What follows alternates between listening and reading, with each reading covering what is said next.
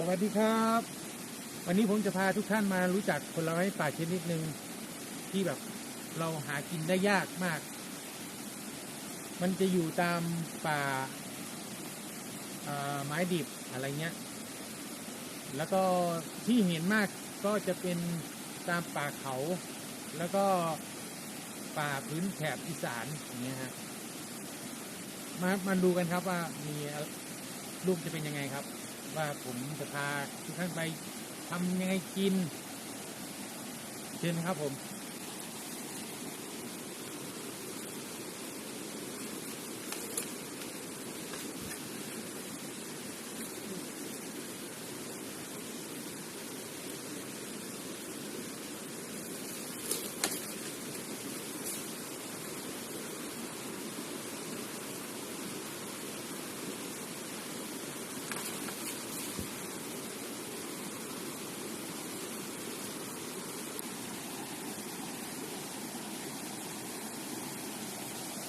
อันนี้ก็จะเป็นผลสุกมันนะครับผมนี่เป็นผลสุกกินจะหอมมากครับหอมอันนี้ก็กินได้ครับ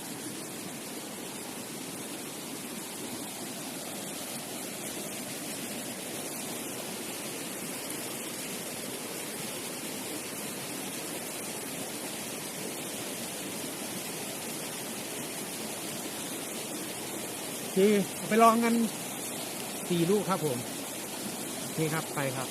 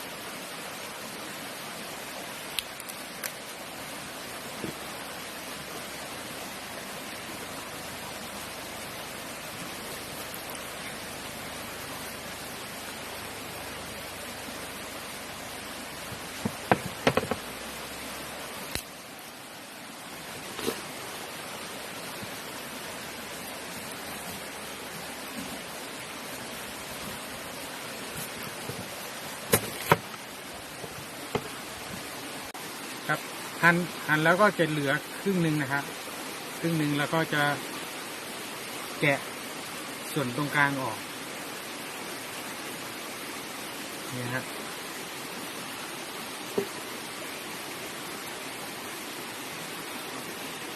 แกะเอาส่วนที่เป็นตรงกลาง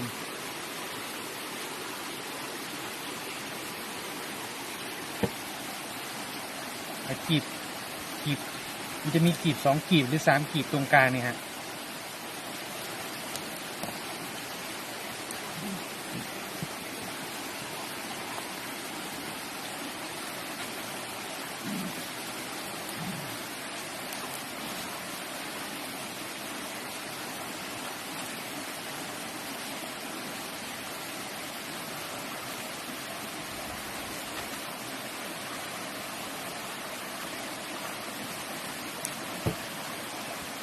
แล้วก็ตัวนี้ออก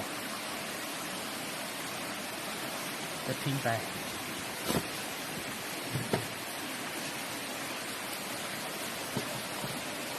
ก็จะมียางเมือกหน่อยนะครับที่เป็นเมือกและทีนี้เราก็มาฝานเปลือกออก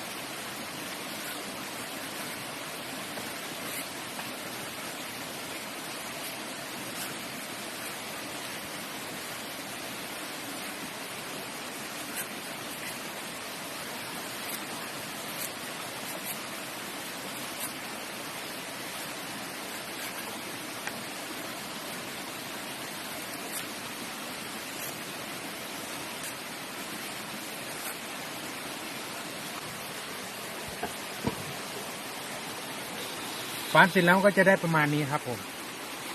ฝานเสร็จแล้วก็จะได้ประมาณนี้ แล้วเราก็มาหั่น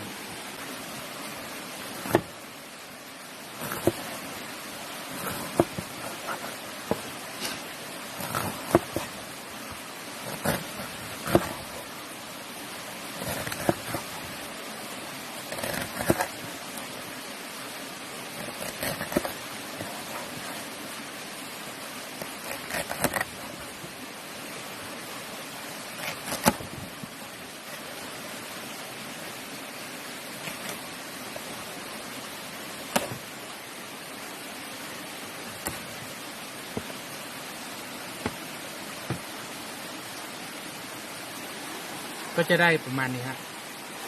แล้วเราก็จิ้มน้ำพริกเกลือ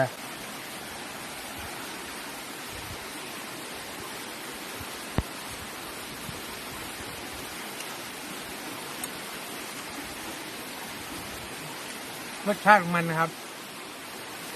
มันจะเปรี้ยวๆฝาดๆหน่อยนึงแล้วก็มีกลิ่นหอมนิดนึงมะตาดเนี้ยผลสุกมันจะร่วงลงพื้นกลิ่นมันจะหอมครับจะหอมมากกลิ่นจะหอมน่ากินมากเลยครับคนอาขาหรือคนชาวดอยเขาเก็บมากินทำเป็นกินส้มนะครับมาทำกินส้มกันอร่อยครับผมกินกับน้ำพริกนี้อร่อย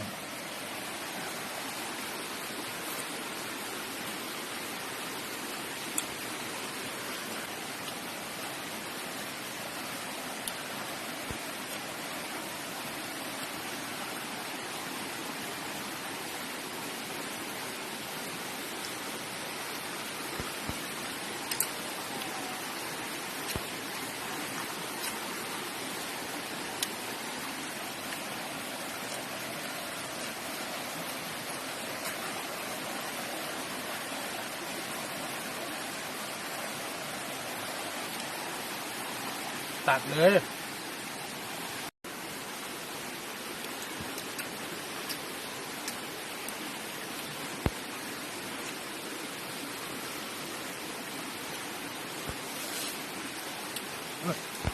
ทำไม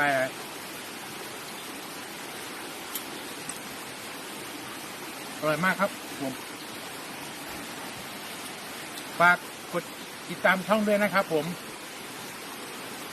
ช่องวิลินแชนแนลครับอันนี้สวัสดีครับผมครับ